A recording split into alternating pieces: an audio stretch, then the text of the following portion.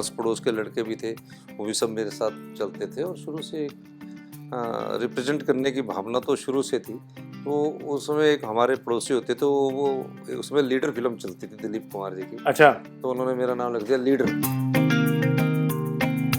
इससे पहले कि अगले सेगमेंट में भावी जी आ जाए, मैं ये पूछना चाहूँगा कि जब यूनिवर्सिटी या कॉलेज में कोई छात्र टॉप पे होता है राजनीति में, तो बहुत से लोग उससे जुड़े होते हैं। तो सुक्खू भाई की कोई गर्लफ्रेंड 1, 2, 3, 4, 5 थी? नहीं, ये तो रहा ही नहीं। आप मेरे साथी से पूछो, ध्यान ही नहीं रहा,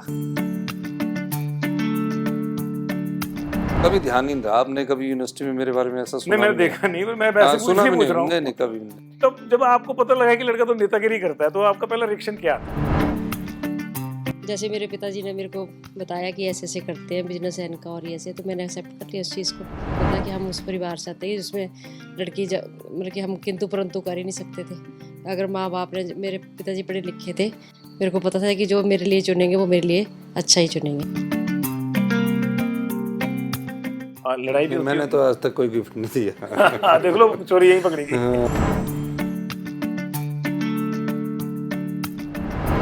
कौन सा घर जहाँ मियाँ बीवी की लड़ाई नहीं होती। किन मुद्दों पे लड़ाई होती है? हो जाती है, कभी बच्चों के मामले में हो जाती है, कभी घरेलू बातों पे हो जाती है, ऐसा कुछ मतलब नहीं। बच्चों को आप टाइम नहीं दे पा रहे हैं हाँ, या कई चीज़ों में अंडरस्टैंडिंग ना बने, फिर वो बनानी पड़ती है, सहमति हमारे को। और सबसे बुरी बात क्या है, उनकी बुरी आदत क्या है? थोड़ा लेट होता है। बाकी इतना थोड़ा ये तो हमने टाइम भी- की प्रॉब्लम है। तो भाई हमने भाभी जी से भी पूछा, बेटी से भी पूछा कि आपकी खासियत क्या है, आपके परिवार की आपको क्या लगता है, सबसे बेस्ट चीज आपको क्या लगती है, भाभी जी की साइड से, बच्चों की साइड से? ये बियर करते हैं और क्या हमारे को सहन करते हैं। रात हो 12 कर रहे हैं, रात के 12 बजे आ रहे हैं, 11 बजे आ रहे हैं, कई बार पत्नी से सुबह उठ के ही निकल जाते हैं।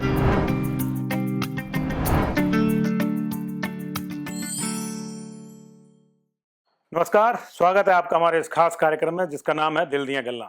इस कार्यक्रम में हम प्रदेश के बड़े नेताओं से मुलाकात कर रहे हैं और ये जान रहे हैं कि जब वो नेता की भूमिका में नहीं होते, जब वो भाई होते हैं, पिता होते हैं, पति होते हैं या दोस्त होते हैं, तो वो किस तरह से रहते हैं, उनका निजी जीवन किस तरह से बीता, आगे वो किस तरह से घर में रहते हैं, ये सारी चर्चाएं करते हैं।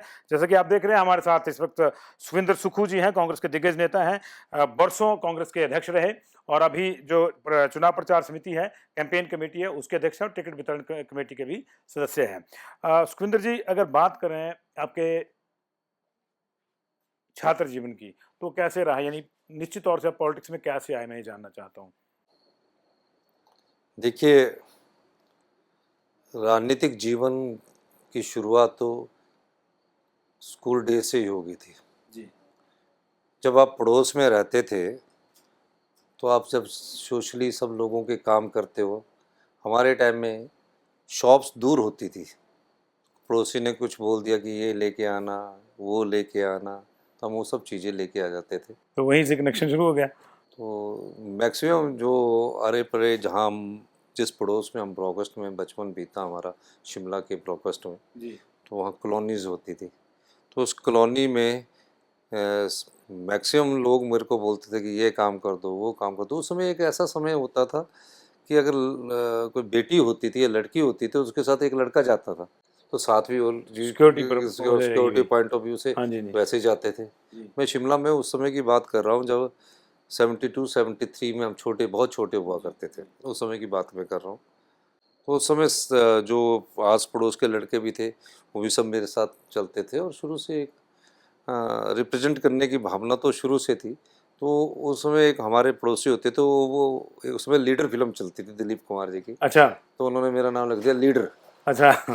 तो 7th-8th में पढ़ता था कि लीडर को बोलो और वो चले जाएगा। क्योंकि लोकल सबके काम आप करते थे। लोकल काम कर दिया, कभी किसी का कोई काम था, सब्जी ला दी, दूध ला दिया, पड़ोस में सब बच्चों की हाँ, तरह। छोटे-छोटे काम यही होते हैं जी। और वो बेचारे उनके घर में रह लिए, हम इकट्ठे 4-5 लड़के होके इकट्ठे एक टीम बना के शाम को 8-8 बजे तक खेलते थे, क्रिकेट खेलना, छोटी छोटी चीज़ें होनी। तो बचपन से एक तो उन्होंने नाम रख दिया लीडर। उन्होंने रख दिया लीडर। और 8वीं-9th में पढ़ता था, तो उसमें लीडर रख दिया। 1977 में एक बारी स्ट्राइक हुई शांता कुमार जी की तरफ, यूनिवर्सिटी के छात्रों ने स्ट्राइक की शांता जी कुमार जी के खिलाफ, जी। तो स्कूलों में भी स्ट्राइक हुई। तो 9th में मैं पढ़ता तो मैंने स्कूल में भी स्ट्राइक करवा दी 9th में ही? 9th में, और मेरे को फिर टीचर ने बुलाया, कान कान खींचे, अच्छा, तो मार पड़ी, डांट मार पड़ी। मार उस समय कॉमन होती थी। जी। डंडे तो वहाँ हाथ, एक हाथ, दो हाथ, वो तो कॉमन बात थी, तो चलते थे। आज के दृष्टिकोण से तो कोई तो मार मतलब बचे। अभी जो ये फॉर्मेट, अभी तो फॉर्मेट है कि कॉलेज में ये +2 लेवल पे एनएसवाई, एबीवीपी या एसएफआई है, लेकिन आपने 9th में ही ये हाँ, स्ट्राइक 9th करवा दिया। में एचपी यूनिवर्सिटी में 1977 की बात है। जी जी जी। हम स्कूल में पढ़ते थे, 8th या 9th में पढ़ते थे, तो उस समय जो स्ट्राइक हुई, सारे कॉलेज बंद हो गए, सारे स्कूल बंद करवाने के लिए आ गए। तो उस जो स्ट्राइक में थे 10th के बच्चे भी होंगे, लेकिन हम सबसे आगे हुआ करते थे कि चलो स्ट्राइक तो है, नारे लगाते हुए। फॉर्मली फिर कब आप जैसे एनएसवाई में कब आए? फिर मैं 10th जब मैंने की तो पीयूसी होती थी उस समय, हाँ, प्रेप होती थी, तो मेरे को गवर्नमेंट कॉलेज शिमला में एडमिशन लिया, संजौली में। संजौली में। और संजौली का बहुत बड़ा कॉलेज होता था, तो उस समय ना तो रोडू में कॉलेज होता था, ना रामपुर में बहुत होता था, पर बहुत कम बच्चे होते थे। ठियोग में नहीं होता था। आपके शिमला शहर में एक ही कॉलेज था, गवर्नमेंट कॉलेज शिमला, तो उसमें हमने पीयूसी में एडमिशन लिया। तो सीआर का इलेक्शन पहला लड़ा, और वो सीआर का इलेक्शन में कोई 7-8 लोग खड़े हुए, तो मैं सीआर का चुनाव जीता। और उसमें 2 सीआर बनते थे, तो एक और हमारे साथी थे राजेश्वर ठाकुर, जो जस्टिस एच.एस. ठाकुर के भाई थे, वो भी सीआर का चुनाव लड़े। हम इकट्ठे क्लास फेलो थे। फिर ये कॉलेज से शुरू हो गया। फिर फर्स्ट ईयर में फिर मैं सीआर बना, और सेकंड ईयर में मैं कॉलेज का जनरल सेक्रेटरी बना, और जब बीए फाइनल हुआ तो मैं कॉलेज का प्रेसिडेंट बना। तो घर में माता पिता नहीं डाला कि क्या कर रहा है, जिंदाबाद मुर्दाबाद? नहीं, स्कूलों में उस जाके? समय घर के माता पिता तो राजनीति में जाने से रोकते ही थे। हाँ, वही। वो कहते थे कि किसी सरकारी नौकरी में लग जाओ, या तो उस समय इंजीनियरिंग कर लो, पॉलिटेक्निकल कर लो, या नौकरी लग जाए। उस समय सरकारी नौकरी में अगर कहीं भी नौकरी लग जाए तो उसके लिए बड़े खुश होते थे। और हमने तो अपनी राजनीतिक जीवन में, मैंने कोई 3-4 जगह सरकारी नौकरियां भी किया, ये किसी को ज्ञान नहीं होगा। कहाँ कहाँ? जैसे 10th के पेपर दिए, जी। तो माँ बाप हमेशा कहते थे कि आपको काम करना है। तो उस समय जैसे कि एक हमारे वहीं पीडब्ल्यूडी की इंक्वायरी होती थी, तो उसमें कंप्लेंट नोट करने के लिए 3 महीने के लिए हमने काम किया था, क्योंकि नवंबर दिसंबर में हमारे पेपर हो जाते थे, जनवरी फरवरी में छुट्टियां हो जाती तो थी। एक तरह का आउटसोर्स था वो। आउटसोर्स था। फिर हमारे कॉलेज में एडमिशन हो गया। अच्छा। तो कॉलेज के एडमिशन के बाद मुझे शौक था काम करने का, और शौक ही आपको जिंदा रखता है। और उसके बाद और कहाँ कहाँ? और उसके बाद फिर शिमला म्यूनसिपल कॉरपोरेशन में सुबह 6 से 9 बजे तक हमने कंप्लेंट्स नोट करनी सरकारी कॉरपोरेशन में, और शाम को 6 से 9 बजे कंप्लेंट नोट करनी। ये कंप्लेंट आई, लिख के रख देना, फिर हाँ वो अपने आप जाएंगे हाँ, बाकी 6 से 9 बजे तक टेलीफोन सुनना और कंप्लेंट नोट करना। ये इंटरेस्टिंग है, किसी को पता नहीं ये तो 3-4 साल कॉलेज के समय मैंने वो काम किया, और उस काम करने के बाद जो पैसे मिलते थे उससे अपना खर्चा भी चलता था और राजनीति भी चलती थी। पिताजी और माताजी पर डिपेंडेंट नहीं होना पड़ता था। तो पर मन में कभी ये नहीं आया, वो अच्छे दौर थे, आप पढ़े लिखे थे, अच्छे स्ट्रीम चला, अच्छे, मन में कभी ये नहीं आया कि यार मैं भी सरकारी नौकरी करता हूँ, मुझे से रहता हूँ? नहीं, मेरे मन में कभी रहा ही नहीं। मेरी सिस्टर हाई कोर्ट में नौकरी लग गई, मेरे ब्रदर एयरफोर्स में चले गए, मेरी छोटी सिस्टर एचपी यूनिवर्सिटी में लग गई। मुझे ही बोलते थे कि तुम नौकरी कर लो, इसका कुछ नहीं होगा कहते। तो जब माँ बाप बोलते थे तो मैं राजनीति करता था। तब मैं प्रेसिडेंट बन चुका, तो प्रेसिडेंट बनने से पहले जनरल सेक्रेटरी बना, तो भी मैं म्यूनसिपल कॉरपोरेशन में काम करते थे। इंक्वायरी में सुपरवाइजर जो होता है। एनएसवाई के प्रेसिडेंट की बात कर रहे हैं आप? नहीं, मैं कॉलेज के प्रेसिडेंट कॉलेज की के बात कर प्रेसिडेंट रहा की हूँ। बात कर रहे हैं। हाँ, एनएसए के प्रेसिडेंट के टाइम तो मुझे दूध की एजेंसी मिल गई थी, अच्छा। तो हमने दूध भी बेचा। दूध भी बेचा। फिर उसके बाद एलआईसी की एजेंसी मिल गई, एलआईसी में काम किया। तो करते करते बढ़ते मतलब ऐसे अपना खर्चा आप साथ साथ चलाते हाँ, रहते? खर्चा तो मेरा ख्याल मैंने 10th से ही कमाना शुरू कर दिया था, और 10th में कमाना शुरू किया, फिर बिजनेस में चले गए, फिर ऐसे ऐसे चलते चलते। तो जब आप पहली बार एमएलए बने तब पेरेंट्स का क्या रिएक्शन था? देखिए, मुझे आज याद है कि मतलब जो कहते थे कि इसका कुछ नहीं हो सकता। हाँ, वो कुछ नहीं हो सकता। नहीं, एमएलए बनने से पहले मैं शिमला कॉरपोरेशन में काउंसलर काउंसलर रहे आप? तब मैं यूनिवर्सिटी का चुनाव हारा था, और अभी ओल्ड एसोसिएशन की मीटिंग थी, उस दिन भी मैंने बोला कि रणधीर शर्मा जी और हम दोनों चुनाव हार गए। तो मेरे मन में एक चीज़ थी, मैं डीआरबी रहा यूनिवर्सिटी में, लॉ जब मैं कर रहा था तो डीआरबी रहा, कि यार ये मैं चुनाव हारा हूँ तो अब ये जीतना है। तो कारपोरेशन का काउंसलर का चुनाव पहली बार 85 में हुआ, तो मेरी उम्र 21 साल नहीं थी, तो मुझे टिकट नहीं मिला। पर हम जिसको टिकट दिलाना चाहते थे उसको टिकट दिया नहीं। तो हमने पड़ोस के सब लोगों ने एक ऐसा आदमी को खड़ा किया जो सरकारी नौकरी था, बैंक में लगा था, उसमें बैंक के लोगों को चुनाव लड़ने का अधिकार था। तो हमने उनको, यशपाल गुप्ता जी उनका नाम था, उनको हमने चुनाव लड़ाया और हमने काउंसलर जिताया। और जो म्यूनसिपल कमेटी कारपोरेशन पहली बननी थी उसमें 3 आज़ाद उम्मीदवार चुनकर आए, एक में हमारा छोटे शिमले से आज़ाद चुनकर यशपाल गुप्ता जी भी आए। तो उनकी जरूरत पड़ी, तो बड़ी इंटरेस्टिंग बात है। तो शांता कुमार जी मुख्यमंत्री थे, तो शांता कुमार जी ने अप्रोच किया उनसे, यशपाल गुप्ता जी से, और कहा कि, तो यशपाल गुप्ता जी ने कहा कि आप सुक्खू जी से बात करो। और मुझे उस समय उन्होंने ऑफ़र भी दी कि हम आपको स्टूडेंट्स विंग में, एबीपी में डालेंगे, तो हमने नहीं लिए।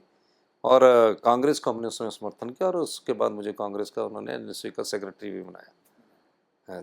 तो मैं कारपोरेशन के चुनाव लड़ा पहले 93 में, फिर 98 में दोबारा लड़ा, फिर 2002 तक मैं कारपोरेशन के चुनाव लड़ा। लेकिन जब मैं राजनीति में लॉ करने के बाद मैं प्रैक्टिस शुरू करने लगा, तो जब मेरा मन नहीं लगा तो मैं 1 महीने में लाइसेंस भी बनाया मैंने, अच्छा, प्रैक्टिस करने का, लॉ करने के बाद। फिर दिल नहीं लगा, फिर मैं राजनीति में होल टाइम हो गया।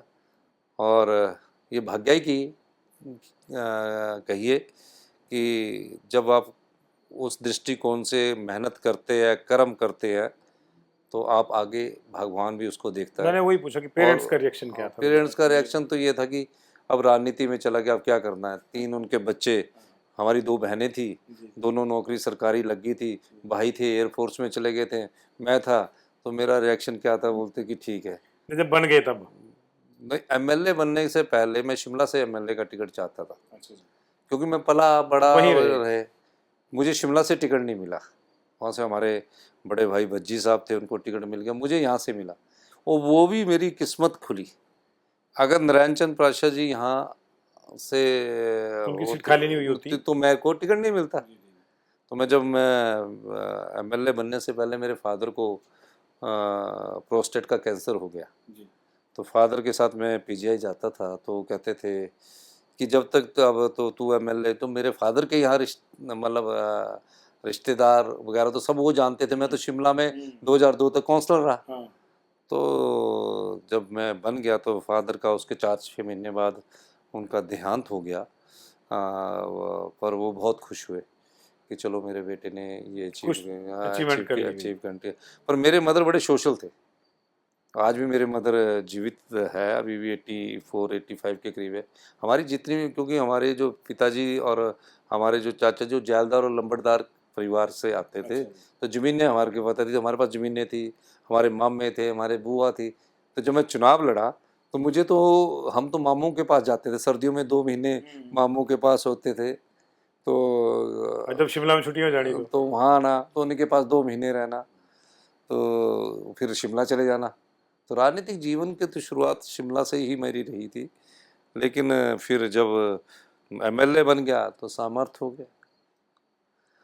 और सामर्थ्य का मतलब ये नहीं कि हम पैसे से सामर्थ्य हो गए, मतलब संतुष्टि आई एक मन की, जिस लाइन में लगे थे, तो संतुष्टि आ जहाँ गई कि पहुंचना एमएलए चाहते बन थे, पहुंचे। गया। हाँ, फिर मेरे साथ हमारे काफ़ी साथी थे, राजेश धर्मानी जी थे, सुरेश बेचारे एमएलए नहीं बन पाए।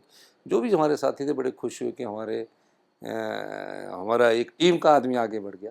बाद में तो वो सब लोग भी एमएलए बने, लेकिन जब उनको खुशी होती है तो फिर हम एक टीम के तौर पर आगे बढ़ते हुए आज कांग्रेस पार्टी ने इतना कुछ दिया कि हम उन्हें उनका सम्मान करते हैं। एचपी यूनिवर्सिटी में आप पढ़े हैं, हमने आपको देखा है, तो आपकी अब पार्टी लाइन भी दोस्ती रही होगी? मेरी सबसे बनती थी। आपके बैच में कौन कौन थे? जेपी सर, ये सारे बड़े नहीं, थे? जेपी नड्डा जी तो हमारे से 5-6 साल बड़े थे, अच्छा जी। पर हम कॉलेज में पढ़ते थे। और जब जेपी नड्डा जी, और जो एबीवीपी और एनएसवाई के टकराव में आमना सामना हो जाता था? नहीं, एनएसयू का टकराव नहीं होता था, क्योंकि एनएसयू का टकराव में 2 मर्डर एनएसयू के साथियों के हो गए थे।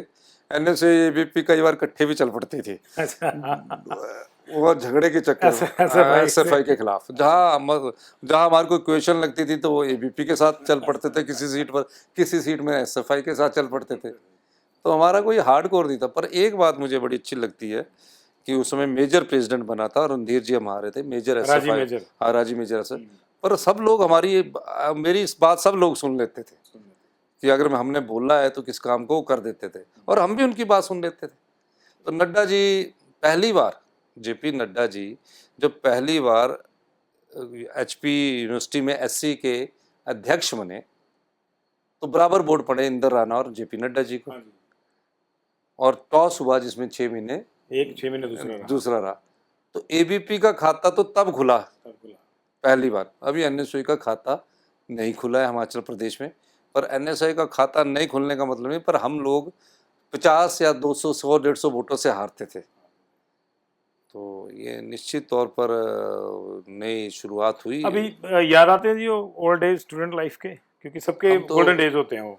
बिल्कुल। अब हमारे ओल्ड एज के साथ ही राजनीतिक पृष्ठभूमि में है, कुछ लॉयर की पृष्ठभूमि में है, कुछ जुडिशरी की पृष्ठभूमि में है, कुछ ब्यूरोक्रेटिक पृष्ठभूमि में, तो याद आते हैं। और मैं तो मेरा स्वभाव ऐसा है कि मैं इससे पहले कि अगले सेगमेंट में भावी जी आ जाए, मैं ये पूछना चाहूँगा कि जब यूनिवर्सिटी या कॉलेज में कोई छात्र टॉप पे होता है राजनीति में, तो बहुत से लोग उससे जुड़े होते हैं। तो सुक्खू भाई की कोई गर्लफ्रेंड 1 2 3 4 5 थी? नहीं, ये तो रहा ही नहीं। आप मेरे साथी से पूछ लो, ध्यान ही नहीं रहा, कभी ध्यान ही नहीं रहा। आपने कभी यूनिवर्सिटी में मेरे बारे में ऐसा सुना? नहीं, मैंने देखा नहीं, मैं वैसे सुना भी पूछ रहा हूँ। नहीं, कभी नहीं।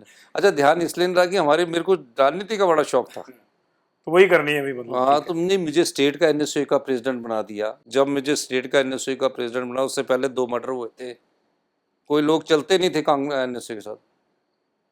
ये तो माता जी ने एक दिन बोला कि भाई शादी कर लो, सब लोगों की शादी होगी, कहीं ऐसे ना हो। मेरे तो सारे साथी को आ रहे हैं। वो तो मैं भी शुक्र करूँ कि अपनी माता जी की बात सुन ली। ये सच्चाई है। हाँ, नहीं तो जोगिंदर कंवर मेरे साथी होते थे, महेंद्र चौहान जी हमारे साथी होते, सब चढ़े हैं। तो हम भी छड़े की लाइन में 1 2 साल नहीं होती कि आपके कपड़े कौन धोएगा, आपके साथ बातचीत कौन करेगा। मैं कहते सदा थोड़ी रहूंगी। तो मैंने बोला ठीक है। फिर विवाह भी होगी, और अब 2 प्यारी बेटियां भी है, और भाग्य की बात है सब। उसके बाद मैं यूथ कांग्रेस, शादी होने के बाद भी भाग्य चमकता है। तो अब एमएलए बन गए थे शादी? नहीं, शादी होने के बाद मैं यूथ कांग्रेस का प्रेसिडेंट बना। तो मेरे पास एक अल्टो गाड़ी होती थी, उसमें मैं पूरे स्टेट का भी टूर करता था। वाइफ अकेली होती थी, मैंने आप भी साथ चलो। चलो भाभी जी से बातें करेंगे, एक ब्रेक लेते हैं। तो एक ब्रेक लेंगे जी। आपने जाना कि किस तरह सुखविंदर सुक्खू का राजनीतिक जीवन स्टूडेंट लाइफ से शुरू हो गया, 8-9 साल की उम्र में उनको लीडर नाम मिल गया, बाकी बताया। हालांकि गर्लफ्रेंड वाले मामले पे अभी भी मुझे विश्वास नहीं हो रहा है, लेकिन चलिए उनकी बात मानते हैं कि उस तरफ को ध्यान नहीं गया। और अब बात करेंगे अगले सेगमेंट में भाभी जी के साथ, और कुछ और आगे ये हमारा कार्यक्रम बढ़ेगा। बने रहिए पंजाब केसरी टीवी के साथ, देखते रहिए दिल दियां गल्लां। Welcome back. Punjab Kesari TV पर आप हमारा खास कार्यक्रम दिल दियां गल्लां देख रहे हैं। हम सुखविंदर सिंह सुक्खू के साथ बैठे हुए हैं और भाभी जी हमारे साथ जुड़ रहे हैं। मैडम कमलेश, बहुत बहुत स्वागत है मैम आपका पंजाब केसरी टीवी में। हम इनसे जान रहे थे कि जब ये छात्र जीवन में ही राजनीति में आ गए, तो उन्होंने कहा ये तो 9th में ही आ गए थे, और शादी भी हमने पूछा तो इन्होंने बताया कि शादी जब हुई थी तब ये एनएसयूआई के या यूथ कांग्रेस के उसके बाद हुई थी, प्रेसिडेंट बने थे। अब ये उस दौर की बात है भाभी जी, जब शादी की बात होती थी तो ये होता था कि लड़का क्या करता है, नौकरी करता है कि नहीं। तब जब आपको पता लगा कि लड़का तो नेतागिरी करता है, तो आपका पहला रिएक्शन क्या था? मेरा कोई रिएक्शन नहीं था। जैसे मेरे पिताजी ने मेरे को बताया कि ऐसे ऐसे करते हैं बिजनेस है इनका और ऐसे, तो मैंने एक्सेप्ट कर लिया उस चीज़ को। बाकी आपको पता कि हम उस परिवार से आते हैं जिसमें लड़की मतलब कि हम किंतु परंतु कर ही नहीं सकते थे। अगर माँ बाप ने, मेरे पिताजी पढ़े लिखे थे, मेरे को पता था कि जो मेरे लिए चुनेंगे वो मेरे लिए अच्छा ही चुनेंगे। तो ये एक रिश्ता किसने करवाया था? एक इनके भी रिश्तेदार हैं, मेरे भी रिश्तेदार हैं। कॉमन रिश्तेदार है, जैसे कि होता है सब जगह। हाँ जी, हाँ, कॉमन रिश्तेदार। तो शादी के बाद फिर आपने देखा कि नहीं यार ये तो भाई मामला नेतागिरी का है, घर में ध्यान है कि नहीं है, तब क्या रिएक्शन आपका था? तो मैंने समझौता किया कि अब मेरे को इनका सपोर्ट करना है। बाकी जैसे जैसे होता गया मैं सपोर्ट करती गई इनको। अच्छा, होता ही है कि जैसे अब हमारी भी पॉलिटिशियन की और पत्रकारों की लाइफ एक जैसी होती है, तो ये दर्द मेरी बीवी का भी है कि खबरें करने जाता है और कहीं घुमाने नहीं जाता है। तो ऐसा आपके साथ भी कभी हुआ कि किया नहीं, हो? इन्होंने मेरे को जैसे जैसे हमारे जैसे फ्री टाइम होता था इनको इन्होंने मेरे को हर जगह घुमाया है। कई जगह नहीं भी घुमा पाए तो फिर उस मैं जमाने में- अकेले भी चली गई कई उस जगह। जमाने में ये भी दौर होता है कि मूवी देखने जाना, कभी मूवी देखने हाँ, मूवी देखने भी गए हम, घूमे भी हैं हम। लास्ट टाइम कब आपने मूवी देखी थी दोनों इकट्ठे? कोरोना से पहले। कौन सी मूवी याद है? मूवी तो याद नहीं है मेरे को कौन सी देखी थी। जो कंगना रनौत की जी की थी। 3 घंटे बैठ रहे आपके साथ कि हाँ, ये मेरे साथ सुनते रहे? नहीं, फोन बंद किया हुआ था। फोन बंद ये किया हमारी घर से कंडीशन होती थी कि हम वहाँ पे फोन नहीं सुनेंगे मूवी पे। इससे क्या होता कि और लोग भी डिस्टर्ब होते थे। होते थे। इन्होंने कहा कि मेरे सारे दोस्त, चाहे वो एबीवीपी के थे चाहे एसएफआई के थे, मेरी बात सुन लेते थे। तो घर में आपकी बात सुनते हैं या कि नहीं सुनते हैं? 50% तो सुनते हैं।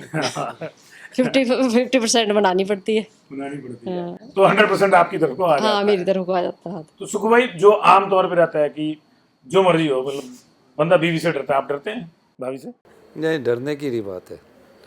मेरे को तो सच बताऊं मैं आपको, हमारी अंडरस्टैंडिंग है। नहीं कहीं घबराहट और कभी डर रहा ही नहीं, मेरे जीवन में ही नहीं रहा। मेरे को एक पता नहीं बचपन से एक साहसी और निडर होने का हमेशा गुण रहा है। भाभी, हमने देखा ये तो कुछ भी पहन के चल पड़ते थे, यूनिवर्सिटी से जानते हैं इनको, जो मिला पहना, कई कई दिन पहने रखा। अब तो खैर एमएलए बन के तो उसके बाद बदल लेते होंगे, लेकिन तो यूनिवर्सिटी में तो गए। तो कभी ड्रेसिंग सेंस को लेकर आपस में बात होती है, या इनके कपड़े आप कोई सिलेक्ट करते हो या आपके लिए सिलेक्ट करते हाँ, हैं? जैसे हम अमूमन बोल देते हैं ना कि ये आपको सूट नहीं कर रहा, आप इस चीज़ को मत पहनो। अब आप थोड़ा सा पब्लिक लाइफ में हाँ। तो मान जाते हैं? हाँ, मान जाते हैं, कई बार नहीं भी मानते हैं इसमें। शॉपिंग किस तरह से करते हैं? आप अकेले करते हैं या ये जाते हैं साथ में? शॉपिंग मैं अपनी करती हूँ, ये अपनी करते हैं। इकट्ठे नहीं जाते? नहीं, इकट्ठे भी जाते हैं, पर आमतौर पे जैसे जैसे जैसे लगा माहौल, मतलब कि जैसे जैसे लगा वैसे हम कर लेते हैं। ऐसे नहीं कि पर्टिकुलर कि हाँ जी एक सूट खरीदने के लिए हम दोनों इकट्ठे जाएंगे, या इनका कपड़ा खरीदने के लिए हम इकट्ठे जाएंगे, ऐसा कुछ नहीं है। तो ये गिफ्ट भी देते हैं कुछ की भाषण नहीं सुनाते हैं? किसको? मुझे? हाँ, कभी गिफ्ट सब दिया हो? इनका दिया हुआ मेरे पास। नहीं, पर फिर भी होता है ना कि बर्थडे है या कोई एनिवर्सरी है, आपको कोई गिफ्ट आया, या कहीं भूल तो नहीं जाते उन? नहीं, ऐसा तो नहीं है, कई भूल भी जाते तो मैं उस चीज़ को डीपली नहीं लेती कि चलो इनकी लाइफ जो है बिजी लाइफ है, इन चीज़ों पे मैं ज़्यादा वो नहीं करती। लड़ाई भी होती मैंने तो आज तक कोई गिफ्ट नहीं दिया। है? देख लो, चोरी यही पकड़ेगी। चलो अब मुझे पता ना जी यार। ये मेरे को तो लड़ाई भी होती होगी जी किसी मुद्दे हो पे? ही जाती है। कौन सा घर जहाँ मियाँ बीवी की लड़ाई नहीं होती? किन मुद्दों पे लड़ाई होती है? हो जाती है, कभी बच्चों के मामले में हो जाती है, कभी घरेलू बातों पे हो जाती है, ऐसा कुछ मतलब नहीं। बच्चों को आप टाइम नहीं दे पा रहे, या यूं? हाँ, या कई कई चीज़ों में अंडरस्टैंडिंग ना बने, फिर वो बनानी पड़ती है, सहमति हमारे को। तो फिर मनाता कौन है बाद में? कुछ मैं झुकती हूँ, कुछ ये झुकते हैं। और इस तरह से बात बन जाती है। बन जाती क्या क्या पसंद है इनको खाने में? खाने में जैसे सादा खाना खाते हैं जी हम, जैसे हल्की दालें, हल्का खाना खाते हैं हम। नहीं, कभी मतलब उसमें चेंज भी आया होगा, लेकिन पहले जब कभी आते होंगे तो बोलते कि नहीं ये बना दो, ये कभी हुआ नहीं, ऐसा? ऐसी कंडीशन नहीं कोई भी रखी, जो बनाया आपने, बनाया वो आराम से खाया। तो आपको कैसे पता लगा कि इनकी क्या पसंद होगी? आइडिया लगाया? अब 25 साल का एक्सपीरियंस है, अब नहीं होगा तो कब होगा, है ना? वो तो आपको पता चल जाता खुद है। भी बनाते हैं जी? नहीं जी, ये नहीं बनाते, कभी नहीं? कभी कभी नहीं। चाय भी नहीं पिलाई बना के? एक बारी पिलाई है, जो मेरे को कोरोना की वैक्सीनेशन हुई थी फर्स्ट, उसमें मेरी हालत खराब हुई थी, तब बेटी और ये थे, तो ये दोनों 2-3 दिन करते रहे मिलके भी। चलो उस टाइम बेटी को बताते रहे और मैं भी बताती रही, तो बेटी बनाती थी चाय तो ये पकड़ा देते थे कि पकड़ा देते थे। हाँ। एक्चुअली भी मुझे खाना बनाना आता ही नहीं है। मैं शुरू से, मेरी 2 बहनें रहती थी तो मेरा ब्रदर बहुत अच्छा खाना बनाते, मेरा शौक ही नहीं था। मेरा तो शुरू से शौक ही बस। नहीं, लेकिन ऐसा कभी हुआ कि आप बड़े थके मांदे आए हो तो आपने बोला कि नहीं मुझे, या फोन ही कर दिया कि वो ये चीज़ बना दो? ना ना ना ना, ऐसा मेरे लिए, मेरे को चाहिए बिल्कुल सिंपल खाना। कोई खाना ऐसा जिससे चिड़ो, आपने रख दिया, बोला नहीं नहीं ये तो खाना नहीं, कद्दू। कद्दू नहीं खाते? क्यों सुखू भाई, कद्दू क्यों नहीं खाते? मैंने आज तक जीवन में कद्दू टेस्ट भी नहीं किया, टेस्ट भी नहीं किया। टेस्ट नहीं किया, मतलब वैसे ही आप? नहीं, पता नहीं, वो पहले से एक कद्दू की इमेज ही खराब होगी मतलब मेरे जीवन काल में टेस्ट ना करने के कारण भी मेरे ख्याल ऐसा है।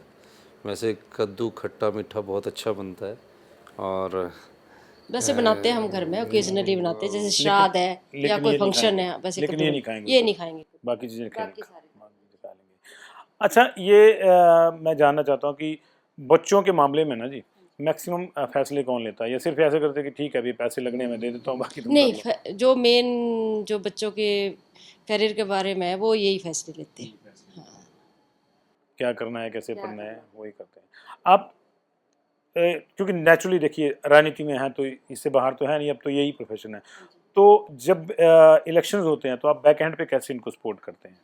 जो मेरा दायित्व बनता है कि अब जैसे रात को लेट आ रहे हैं तो इनको खाना चाहिए, या सुबह इनको इन द मॉर्निंग कपड़े चाहिए, और जो मेरे को पता है कि रिक्वायरमेंट क्या है सुबह, मतलब कि क्या चाहिए इनको अर्ली इन द मॉर्निंग, जाना है इनको, चाय चाहिए या टाइमली जो भी है वो मैं करके चली जाती हूँ। पब्लिक डीलिंग या कई बैठकों में भी जाते हैं आप, करते हैं कुछ? मैं जैसे ये थोड़ा बहुत जैसे कोई मरना जीना इसी में जाती, ज़्यादा नहीं। हाँ, हाँ जी, हाँ जी। गांव में आसपास मतलब जो गाँव अपना में तो सोशल चलो सर्कल जैसे है? सोशल लाइफ जीनी पड़ती है, जो हमारा समाज है मैं वो निभाती हूँ। हाँ जी। अच्छा, एक मैं बस मेरा एक सवाल है, क्योंकि आप को लग रहा होगा कि नहीं भाई पता नहीं क्या पूछ लेगा, लेकिन जब हम बात करते हैं बाहर एक पत्रकार के तौर पे, या बाहर कुछ लोग राजनीति डिस्कस करते हैं, तो आज की डेट में ये चर्चा होती है कि देखिए कांग्रेस में यार कौन मुख्यमंत्री बनेगा, तो बात होती है जी सुखविंदर सुक्खू बनेंगे मुख्यमंत्री, या उनको ये करना पड़ेगा तब बनेंगे, ये करेंगे। घर में कभी इस तरह की बात होती है? घर में कि वैसे तो आपको पता ही कि अब हमारा राजनीतिज्ञ का घर है, तो वैसे हम बात कर लेते हैं कि ये खबर चली हुई है, ये चली हुई है, वैसे बाकी कोई वो नहीं है, जो होगा वो देखा जाएगा। मतलब दिन में कहीं अगर कोई खबर चली तो आप इनको बताते नहीं जरूर हैं नहीं, कैसे? मैं तो घर आके थोड़ा सा तो बता देते कि आपने ये पेपर में पढ़ा था आज की ये खबर लगी हुई है हिमाचल के बारे में, कांग्रेस के बारे में कोई ऐसे कंट्रोवर्सी चली हुई है, तो वो तो चलो मेरा मतलब कि पढ़ रहे हैं, अगर इन्होंने सुबह पेपर नहीं देखा या उसमें फ़ोन पे नहीं देखा तो मैं बता देती कि आज आपने ये पढ़ा था कि नहीं पढ़ा था। और उस क्षेत्र के मुद्दे भी डिस्कस होते हैं? जो मेरे को जैसे फ़ोन आते हैं लोगों के कि ये काम नहीं हुआ हमारा, तो मैं वो बता देती हूँ। हाँ, बता देती हूँ। अच्छा, अगर इनकी सरकार आती है तो आप पहला काम क्या चाहेंगे कि आते ही कांग्रेस की सरकार क्या काम करे पहला? आप फिर उस मुद्दे पे आ गए कि मैंने बोला था कि मैं नहीं, पर फिर भी होता है ना कि महिलाओं को लगता है कि ये नहीं आ रही है, हमारा मुद्दा होने चाहिए। सबसे बड़ा तो आपको पता ही है, हिमाचल में मेडिकल बेस पे बहुत पीछे हैं हम, जहाँ तक मेरा एक्सपीरियंस हुआ, क्योंकि अभी हमारी बेटी अभी पीछे बीमार हुई थी, आईजीएमसी में गए थे रात को हम 12 साढ़े 12 बजे, तो बहुत बुरी हालत थी वहाँ कैजुअलिटी में, मतलब कि लोग भेड़ बकरियों की तरह पड़े। तो मैं तो इनको घर में आके दूसरे दिन यही बता रही थी कि आते ही सरकार आएगी हमारी, पर उस पर मतलब कि आपने मेडिकल व्यवस्था सुधारनी हाँ जो सुधारनी है। और दूसरा थोड़ा बेरोजगारी भी है, ये बच्चे आते हैं लोग, आपको पता ही है, ये है मेन मुद्दा। हाँ, यहाँ हिमाचल में मेन तो ये है कि हेल्थ पे इशू तो रहता ही है यहाँ पे। अच्छा, ये आप दोनों कितने खुद हेल्थ कॉन्शियस हैं? हेल्थ के लिए क्या क्या करते हैं आप अपनी, जैसे होता है ना भाई? हम वैसे तो मैं आपको बताऊँ 90% तो रहते ही हैं, कई बारी हो जाते हैं चूक कि हर कुछ खा लिया या कर लिया। योगा शोगा भी करते हैं कुछ, सुबह ये एक्सरसाइज वगैरह भी करते हैं? नहीं, हल्का फुल्का ही मैं घर का काम करती हूँ, और ये तो नहीं करते कुछ भी। मैं अपने आप को फिट रखती हूँ। सुबह फोन सुनने लग जाते हाँ, होंगे? सुबह फोन मैं जैसे आधा पौना घंटा अपने लिए निकालती हूँ, कि ये नहीं कि पर्टिकुलर ये वो लोम विलोम वो करना, कि जो भी है काम करना ये अपना। घर के काम में एक्सरसाइज हो गई? नहीं, दूसरे कर लेती हूँ मैं, जैसे मेडिटेशन कर लिया या जैसे ब्रीदिंग कर ली, ऐसा कुछ कर लिया हल्का। अच्छा, घर के काम जिसको हम बोलते हैं उसमें कभी हाथ बटाते हैं आपका? कोई आता है इनको काम घर का? मैंने बोला ही नहीं जी कभी, मेरे को पता, एक दो बारी बोला था इन्होंने, उसको चीज़ को इग्नोर कर दिया, मैंने बोला ही नहीं उसके बाद। मेरे को पता कि जितनी देर यहाँ एनर्जी वेस्ट करनी तो उतना उसमें खुद काम कर लो। चलिए जी, बड़ी दिलचस्प बातें हो रही हैं भाभी जी से। अभी बिटिया से भी मिलेंगे, एक ब्रेक लेंगे। आप देखते रहिए दिल दिया गल्ला सुखविंदर सुक्खू जी के साथ।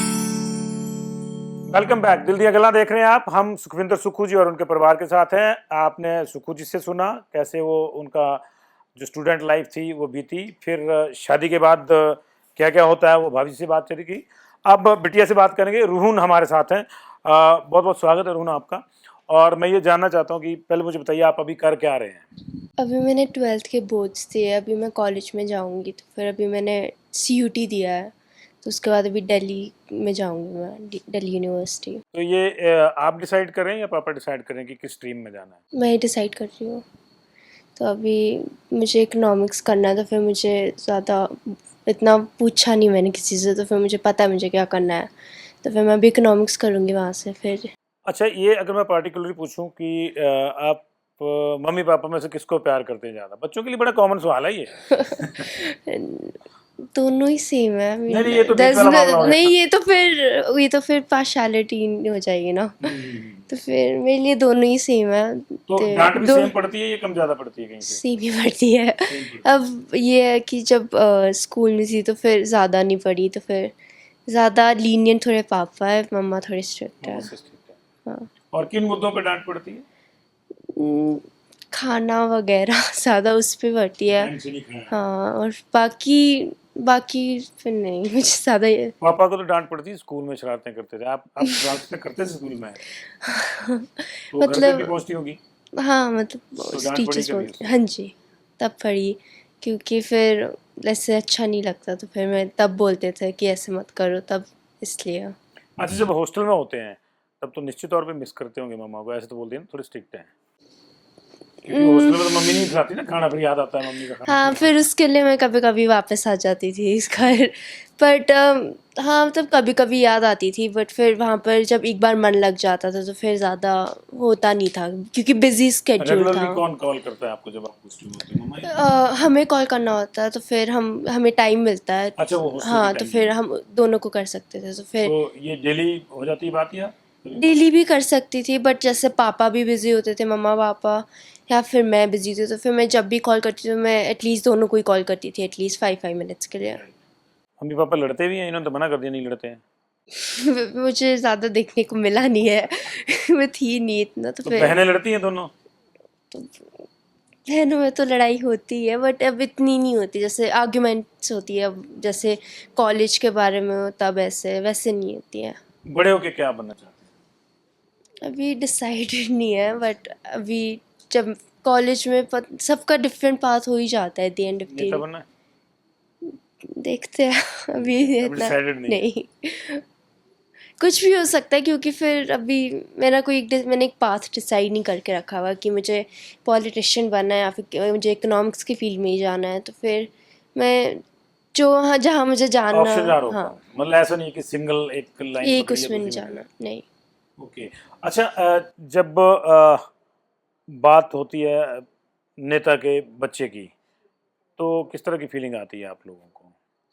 कि बिगड़े हुए है, कि उनको सब कुछ मिला हुआ है हमेशा से। ऐसे बोलते हैं दोस्त? मतलब दोस्त नहीं बोलते, लाइक मतलब मैं मूवीज में और मतलब सबके ऐसे अराउंड, मतलब एनवायरनमेंट में सब यही बोलते तो हैं कि ऑड ऐसे नहीं है। लगता? तो मतलब ऐसा नहीं होता है, मतलब मुझे नहीं लगता कि मेरे साथ या मेरे जिन्हें मैं जानती हूँ उनके साथ ऐसा कुछ हुआ है। मुझे लगता है हमें बहुत नेचुरली, जैसे नॉर्मल पेरेंट्स ने ग्रो किया है, मतलब करते हैं वैसे ही किया है। कुछ ज़्यादा प्रिविलेज्ड नहीं है हम, ना हम ऐसे कोई हमें बुरी चीज़ों के उसमें गए हुए हैं हम। तो फिर मुझे थोड़ा वियर्ड लगता है कि ऐसे क्यों बोलते हैं, बट फिर मैं सोचती हूँ कि शायद से होता होगा कहीं पे भी, तो फिर उसके हिसाब से बोलते हैं, सबका एक रिसेप्शन बन जाता है। आपके पापा की सबसे अच्छी बात क्या लगती है आपको? वो बड़े आराम से, पहले अगर अगर आपको डांटते हैं, बट फिर उसके बाद वो आपके पास आके फिर से आराम से समझाते हैं कि ये गलत था, ये नहीं करना चाहिए था और फिर बोलते कि अगर कर भी दिया है तो, और मतलब अगर आप गलत हो तो फिर माँ सॉरी बोल के ऐसे अपोलोजाइज करके सब कुछ करके बात हो जाती है ठीक। ये है और सबसे बुरी बात क्या है, उनकी बुरी आदत क्या है? कि थोड़ा लेट होता है। बाकी इतना थोड़ा ये तो हमने टाइम भी की प्रॉब्लम ये, है। ये तो हमने भी महसूस किया। 5, 5:30, 6, 6:30 तो नहीं, वो लेट एज एन लाइक जैसे और मम्मा कहीं की भी सबसे जो बेस्ट चीज़ है वो क्या है? वो खाना, उनका खाना काफ़ी अच्छा है। मुझे अच्छा लगता है उनका खाना खाना वैसे। कौन सी डिश इनकी बनाई हुई अच्छी लगती है आपको? बहुत सारी है, मेरे पास एक पर्टिकुलर नहीं है, मतलब मुझे घर का खाना बहुत अच्छा लगता है मम्मा का। सीखा भी कुछ मम्मा से? क्या डिश बनानी, क्या क्या सीखा? जैसे यहाँ पे मुझे पता नहीं, हर जगह बहुत डिफरेंट बोलते हैं, लाइक जैसे यहाँ पर कड़ू बोलते हैं, फलदा, फिर मुझे वो सिखाया है मम्मा ने। ये सबसे टफ डिश है ये तो, है ना?